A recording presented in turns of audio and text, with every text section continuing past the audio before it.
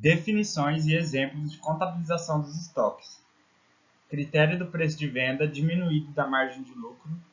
Critérios de avaliação dos estoques de produtos acabados e de elaboração.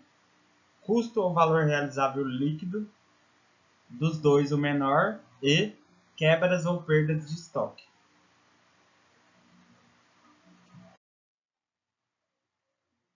Estoques são ativos mantidos para venda no curso normal dos negócios, em processo de produção para venda, ou na forma de materiais ou suprimentos a serem consumidos ou transformados no processo de produção ou na prestação de serviço.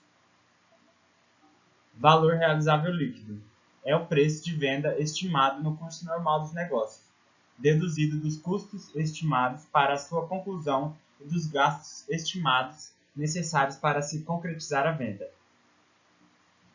Valor justo é o preço que seria recebido pela venda de um ativo ou que seria pago pela transferência de um passivo em uma transação não forçada entre participantes do mercado na data de mensuração, alterada pela revisão CPC 03.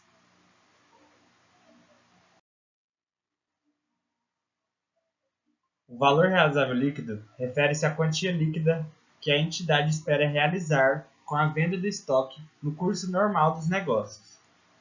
O valor justo reflete o preço pela qual uma transação ordenada para a venda do mesmo estoque no mercado principal para esse estoque ocorreria entre participantes do mercado na data de mensuração. O primeiro é um valor específico para a entidade, ao passo que o segundo já não é.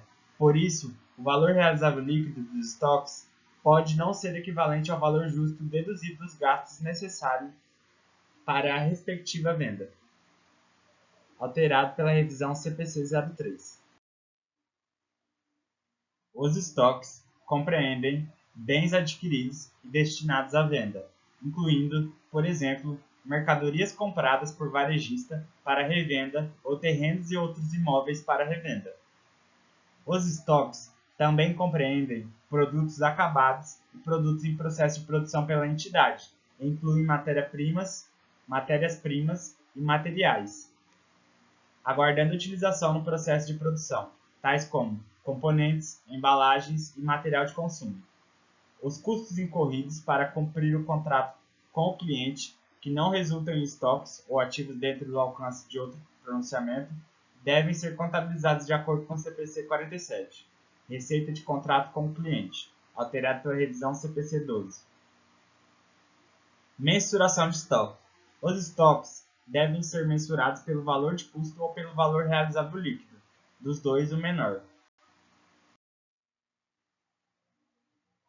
Custos do estoque.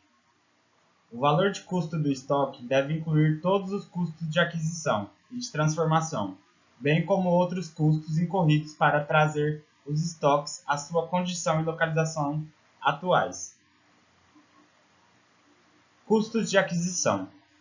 O custo de aquisição dos estoques compreende o preço de compra, os impostos de importação e outros tributos, exceto os recuperáveis junto ao fisco, bem como os custos de transporte, seguro, manuseio e outros diretamente atribuíveis à aquisição de produtos acabados, materiais e serviços. Descontos comerciais, abatimentos e outros itens semelhantes devem ser deduzidos na determinação do custo de aquisição, alterado pela revisão CPC 01. Custos de transformação. Os custos de transformação de estoques incluem os custos diretamente relacionados com as unidades produzidas ou com as linhas de produção, como pode ser o caso da mão de obra direta. Também incluem a alocação sistemática de custos indiretos de produção, fixos e variáveis, que sejam incorridos para transformar os materiais em produtos acabados. Os custos indiretos de produção fixos são aqueles que permanecem relativamente constantes independentemente do volume de produção, tais como a depreciação e a manutenção de edifícios e instalações fabris, máquinas, equipamentos e ativos de direito de uso utilizados no processo de produção e o custo de gestão de administração da fábrica. Os custos indiretos de produção variáveis são aqueles que variam diretamente ou quase diretamente com o volume de produção, tais como materiais indiretos e certos tipos de mão de obra indireta, alterado pela revisão CPC 13. Outras formas para mensuração do custo. Outras formas para mensuração do custo de estoque, tais como o custo padrão ou método de varejo, podem ser usadas por conveniência se os resultados se aproximarem do custo. O custo padrão leva em consideração os níveis normais de utilização dos materiais e bens de consumo, da mão de obra e da eficiência na utilização da capacidade produtiva. Ele deve ser regularmente revisto à luz das condições correntes. As variações relevantes do custo padrão em relação ao custo devem ser alocadas nas contas e nos períodos adequados, de forma a se ter os estoques de volta a seu custo. O método de varejo é muitas vezes usado no setor de varejo para mensurar estoques de grande quantidade de itens que mudam rapidamente, itens que têm margens semelhantes e para os quais não é praticável usar outros métodos de custeio. O custo de estoque deve ser determinado pela redução de seu preço de venda na percentagem apropriada da margem bruta. A percentagem usada deve levar em consideração o estoque que tenha tido seu preço de venda reduzido abaixo do preço de venda original. É usada muitas vezes uma percentagem média para cada departamento de varejo. Formação do preço de venda. Um dos momentos mais importantes em aspectos financeiros de uma empresa consiste na fixação do preço de venda. Para definir o preço de venda de um produto, é preciso levar em consideração vários fatores, tais como o custo, a demanda do produto, a concorrência, entre outros.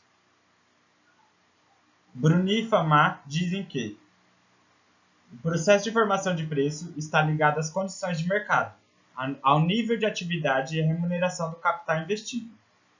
Dessa forma, o cálculo do preço de venda deve chegar a um valor que permita trazer à empresa a maximização dos lucros, sendo possível manterem a qualidade e atender aos anseios do mercado àquele preço determinado e melhor aproveitar os níveis de produção.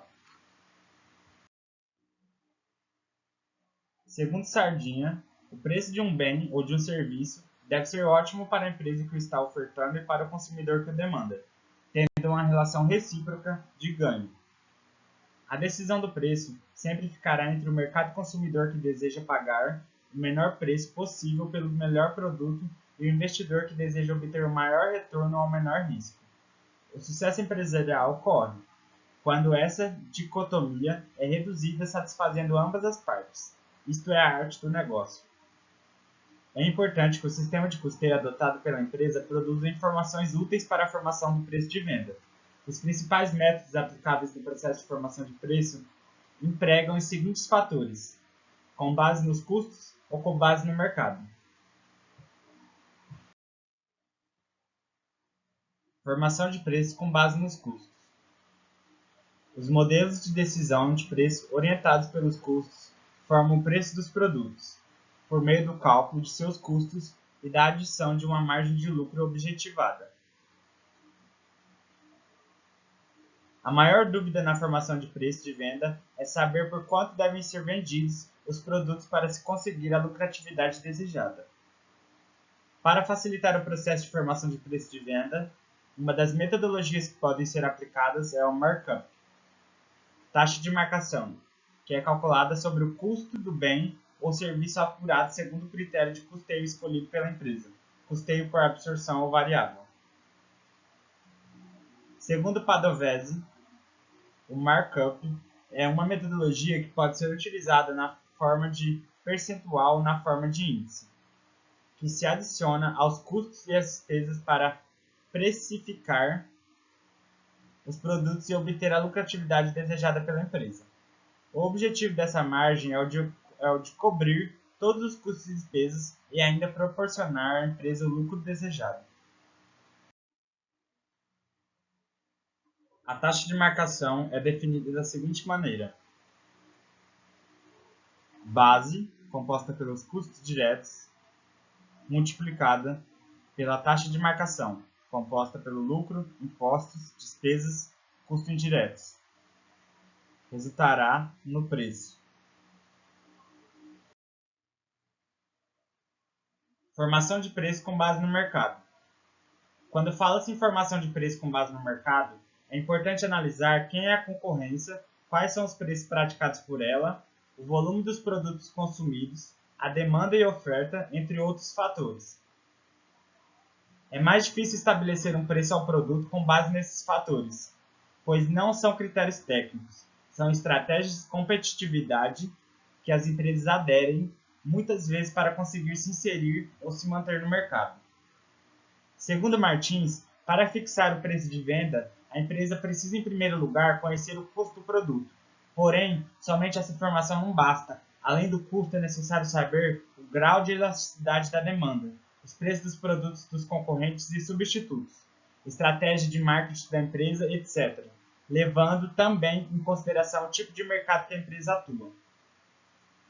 Considerando os aspectos citados, é importante que o sistema de custos produza informações úteis para a política de preço da empresa e que propicie ao empreendedor que ele possa fixar seus preços com base nos custos, com base no mercado ou utilizando ambos os critérios. Valor realizável líquido. O custo dos estoques pode não ser recuperável se esses estoques estiverem danificados, se tornarem total ou parcialmente obsoletos ou se os seus preços de venda tiverem diminuído. O custo dos estoques pode também não ser recuperável se os custos estimados de acabamento ou os custos estimados a serem incorridos para realizar a venda tiverem aumentado.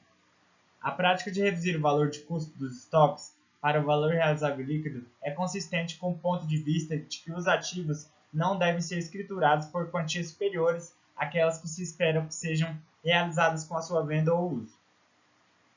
Os estoques geralmente devem ser reduzidos para o seu valor realizável líquido, item a item. Em algumas circunstâncias, porém, pode ser apropriado agrupar unidades semelhantes ou relacionadas. Pode ser o caso dos itens do estoque relacionados com a mesma linha de produtos que tenham finalidades ou usos finais semelhantes, que sejam produzidos e comercializados na mesma área geográfica e não possam ser avaliados separadamente de outros itens dessa linha de produtos. Não é apropriado reduzir o valor do estoque com base em uma classificação de estoque, como, por exemplo, bens acabados ou em todo o estoque de determinado setor ou segmento operacional, alterado pela revisão CPC 12. As estimativas do valor realizável líquido devem ser baseadas nas evidências mais confiáveis disponíveis no momento que são feitas as estimativas do valor dos estoques que se espera realizar. Essas estimativas devem levar em consideração variações nos preços e nos custos diretamente relacionados com eventos que ocorram após o fim do período, à medida que tais eventos confirmem as condições existentes no fim do período 31. As estimativas do valor realizável líquido também devem levar em consideração a finalidade para a qual o estoque é mantido. Por exemplo, o valor realizável líquido da quantidade de estoque mantido para atender contratos de venda ou de prestação de serviços deve ser baseado no preço do contrato. Se os contratos de venda dizem respeito a quantias inferiores às quantidades de estoques possuídas, o valor realizável líquido de excesso deve basear-se em preços gerais de venda. Podem surgir provisões resultantes de contratos firmes de venda superiores a quantidades de estoques existentes ou de contratos firmes de compra em andamento se aquisições adicionais a serem feitas para atender a esses contratos de venda forem previstos com base em valores estimados que levem à situação de prejuízo no atendimento desses contratos de venda. Tais provisões devem ser tratadas de acordo com o procedimento técnico CPC 25, provisão e passivo e ativo contingentes.